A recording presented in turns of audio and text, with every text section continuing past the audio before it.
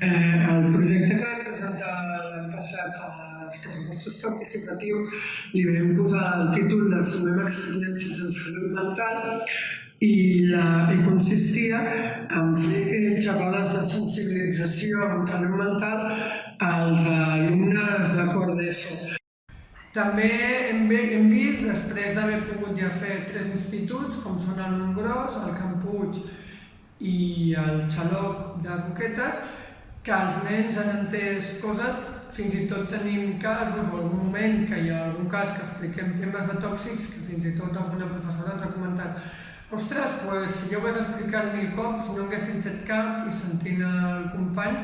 ho han entès molt bé. Tenim que dir que ens va anar molt bé els pressupostos participatius perquè en el moment que ens presentàvem als instituts i dèiem que teníem el suport de l'Ajuntament de Sant Pere Ribes, doncs ens era més fàcil poder entrar i poder fer les xerrades. I jo animaria totes les entitats, doncs sí, perquè és una manera de poder realitzar coses que a vegades són més difícils de realitzar, perquè a vegades si arribes i piques una porta costaria més que t'obrissin.